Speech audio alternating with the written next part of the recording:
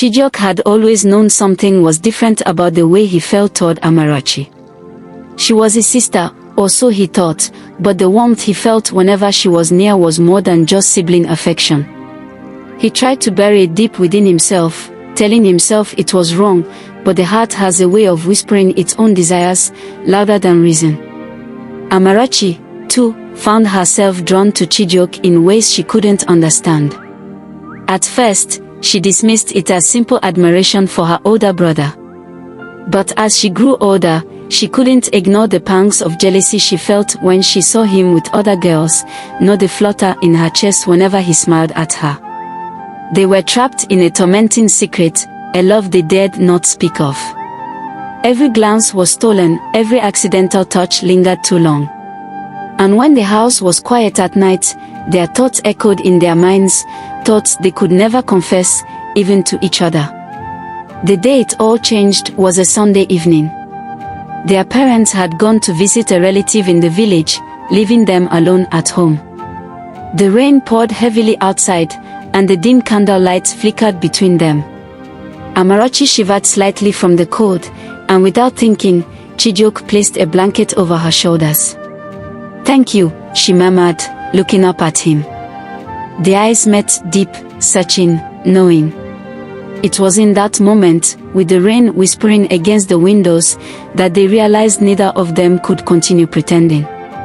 "I can't keep acting like this isn't happening," Chijioke finally admitted, his voice barely above a whisper. Amarachi swallowed hard. "Me neither." A silence stretched between them, heavy with unspoken words. Then, as if drawn by an invisible force, Chijioke cupped her face gently. "But we can't, it's wrong," he whispered, though his hands remained where they were. "I know," Amarachi breathed, but she didn't pull away.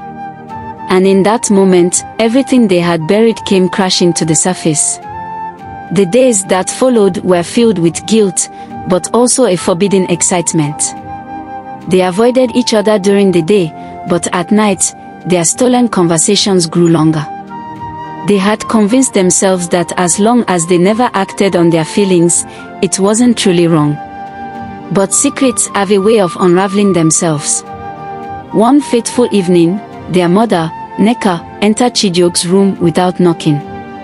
She froze at the sight before her, Amarachi sitting on Chijioke's bed, their hands intertwined, whispering in hushed voices.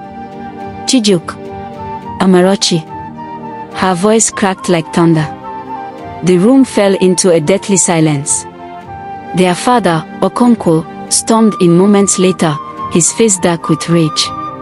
"What is the meaning of this?" he bellowed. Amarachi broke into tears, while Chijioke stood in stunned silence. Neka's voice was filled with pain. "After all we have done for you, you would shame this family like this?" They were certain their lives were over. Their father was prepared to disown them, their mother wept for days. But just when it seemed all hope was lost, Okonkwo made a confession that would change everything. "They are not related by blood," he said, his voice breaking. Everyone froze. "What do you mean?" Neka whispered. Okonkwo looked away, shame heavy in his eyes. "Amarachi is not my biological daughter. I took her in as my own when her real father, my best friend, died in an accident. I never told anyone, not even you, Neka." Gasps filled the room. Amarachi's breath hitched. "So, we are not siblings?" Okonkwo nodded slowly. "No. You are not." Tears spilled down Amarachi's face, but this time, they were of relief. Chijioke reached for her hand, and for the first time, he did not feel shame. Their love was not a sin. It was simply love. Their love had survived the impossible. The truth had set them free. Though it would take time for their parents to accept it, they no longer had to hide in the shadows. Sometimes, love defies reason. And sometimes, it takes a painful journey to uncover the truth that was meant to be revealed all along. Love knows no boundaries. But sometimes, the truth is hidden beneath years of silence. If you enjoyed this story, Don't forget to like, subscribe, and share your thoughts in the comments below. Until next time, keep searching for the truth.